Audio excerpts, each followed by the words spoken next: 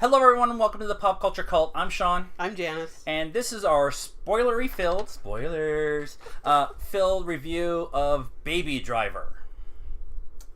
Right? Yes. Okay. We went and saw it last night, and we wanted to mull it over for a little bit to make sure that how we felt right after the movie is how we really felt about the movie. And come to find out, we really liked it. Pretty much the same. All right. So, your initial thoughts on the movie? I thought it was a lot of fun. It was not quite what I expected, although I'm not real sure what I expected from Edgar Wright. True. It wasn't Hot Fuzz, and it wasn't Scott Pilgrim or The World's End. Yeah, but it was fun. Yeah. I heard a lot of stuff after South by Southwest where this debuted, and everybody loved it who had seen it, and then a lot of the early previews came out, and it was like 97% or 92% or something like that on Rotten Tomatoes, so it was doing really well early on, and so I was concerned that it wasn't going to live up to the hype, and it totally did. A couple of things that I really enjoy about the movie making process is when directors can do long takes. We've talked about this before in reviews, but after the opening action sequence, there is this 3 or 4 or 5 minute walk for a baby to go get coffee, and it's all one take. And it's actually the opening title sequence where they show the name of the movie and all the actors and the director and all that stuff. And as he's walking along, he's listening to a song, and like words of the song are on the buildings and the graffiti, and there's parts of the song where they're playing like a saxophone, and he does a saxophone in front of a music store, right, where there's like saxophone and he's like playing it. Yeah, so there were several times where that happened within the movie. Yeah.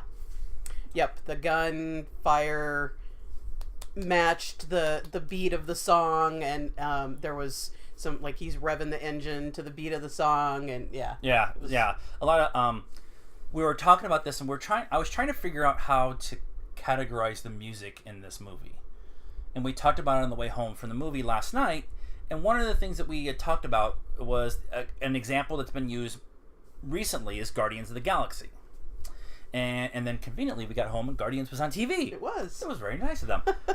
And what I came to think of, or at least the explanation of the music in this movie, is in Guardians the music is a character, just like in Gone in 60 Seconds or Fast and the Furious, the cars are a character. In Baby Driver, the music is a accompaniment. Yeah, it's like the background to your life, you know? It's like what's going on in your head all the time, or at least, I don't know, in mine. Yes, music's always going on in my head. Sometimes stuff like really random, like It's Raining Men. I don't know. The movie itself is something that we really haven't seen a lot of. Mm-mm. It's boy makes a mistake and he has to pay back his debts, but he falls in love with a girl, but he gets sucked back in. So there's common themes that we've come to find in previous movies, but not like this. No, not presented like this. Yeah. Baby is a getaway driver, and so the action sequences with the car, pretty awesome. Chases are pretty well shot. Edgar Wright really knows how to shoot the action. But like, there's a bunch of people in this. Baby's played by Ansel Elgort. And he's great. Yeah. And I hear that he's gonna be young JFK in a movie about the PT-109. Yeah. Is that the name of the boat? So that's he looks like a young JFK. That'll. Hopefully it's a good movie. Yeah. His love interest is Deborah, and that's played by Lily James, and she's in Downton Abbey and what was it? Pride, Prejudice, and Zombies. And early on, we actually we both kind of had the same feeling. I think we weren't really sure about her as a character early in the movie. You're not sure if she's going to be the one that gets in the way. or the one that steps up and Yeah. is the good girlfriend. And she does. She definitely does step up and is definitely there for him. And there's a couple of scenes.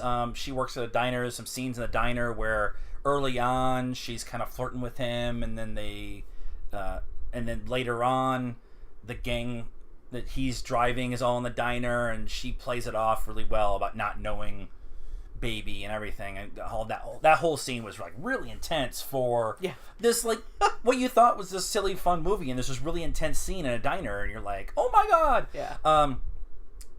Jamie Foxx is in it. He plays Bats. That's it. He's the one I didn't write down.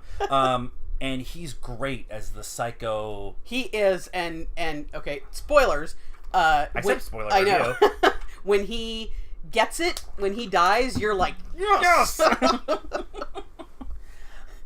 It's a sign of a good bad guy. Oh, it was a great happy bad when guy. he dies. He was so happy. John Hamm plays Buddy, and his wife, Darling, is played by Elza Gonzalez. And I can't remember where Elza's from, but she looked really familiar. But their chemistry between the two of them, their love affair throughout the whole... Now, they're bank robbers just like Bats, Jamie Foxx is. But their chemistry between the two of them was really... You really thought that they were in love with each other. Yeah, or at least heavily in lust with each other. Yeah.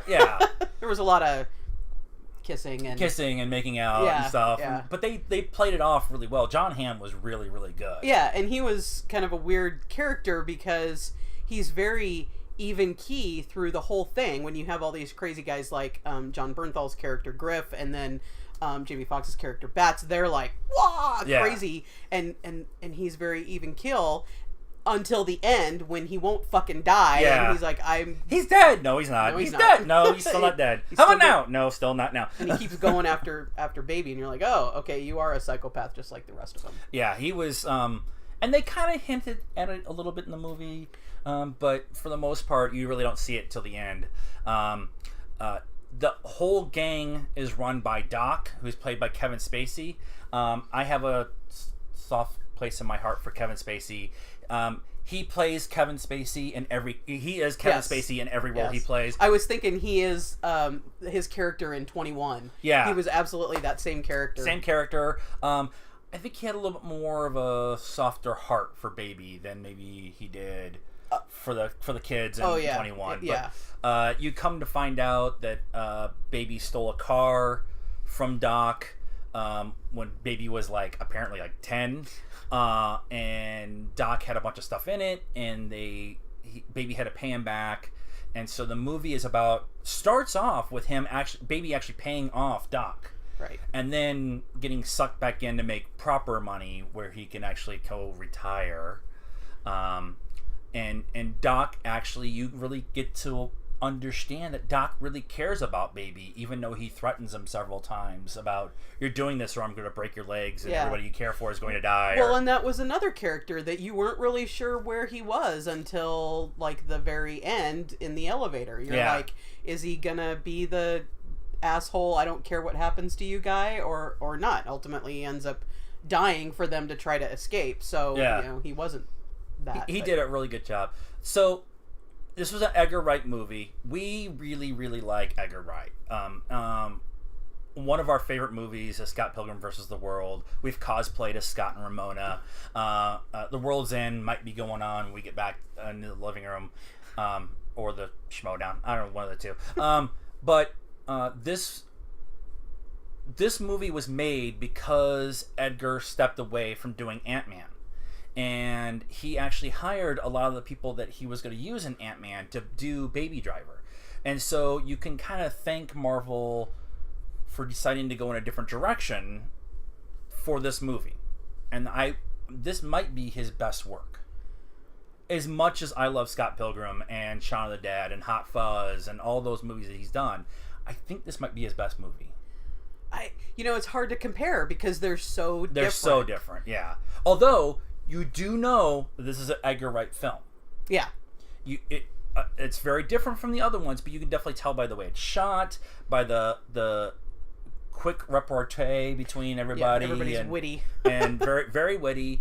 And music is a big part like this, like it is in Shaun of the Dead and Pilgrim. Scott Pilgrim specifically. But I just love the shot, his shooting style and his pace and and there's just a lot going on. You know, it's not like you were talking about Gone in 60 Seconds. The cars are the characters, and in Guardians of the Galaxy, the music is the characters. All of that stuff is in this movie too, but it's just there's so much going on. You have to pay attention because there's stuff going on in the background, and Baby's very he's an onion. He's very layered, you know. He's onion boy. He's, you know, sign languaging with his foster dad, and he's dancing and he's singing, and he's got this thing, you know, with his mom and then this girlfriend, but he's a driver and he's in this kind of hard crime life, but it's and I think I want to see it again now that I know where everything's kind of going and look at a lot of the background and the layers and stuff like that. That's one of the things what we love about Scott Pilgrim. We've probably seen it 100 times and we're still catching stuff. Yeah. Because there's just so many layers to it. And that's an Edgar Wright film. Imagine that.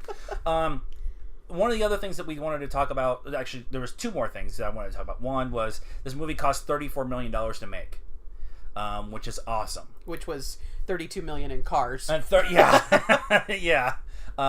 not Blues Brother kind of destroying of cars, but there was a lot of cars destroyed in this movie. And then it's made $15 million as of Saturday morning. So it hasn't even kind of Saturday and Sunday totals. But it came out like midnight on Tuesday, or Wednesday morning. And that actually that's really good for an Edgar Wright film. Well, and it's technically a long weekend. I mean, you've got Monday and then 4th of July, and a lot of people took 4-day weekends, and so I think that it might pick up some steam Sunday, Monday, Tuesday.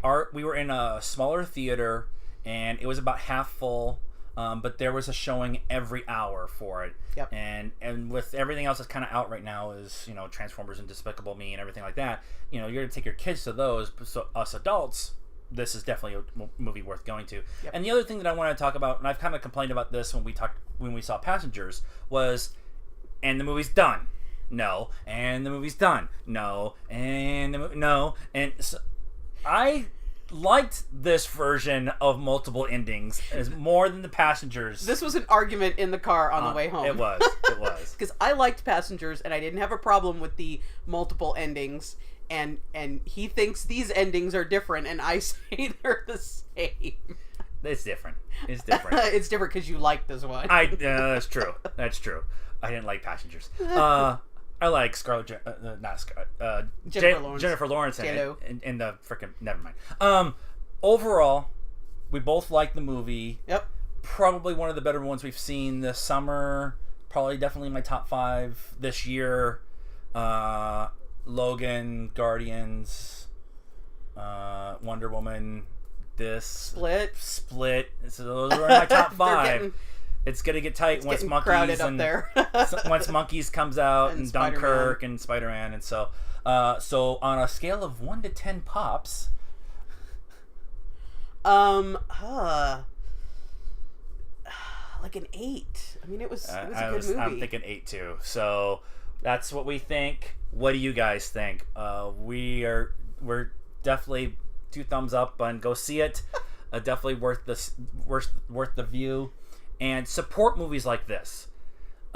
Support, you know, nothing was done in CGI. It was all done practically. Support movies like this. Go support the big ones too. But if you guys are complaining that there's only superhero movies coming out, or remakes, this is something original, not superhero, no CGI, just good written, good acted movie. So go support it. Yep. Like Split.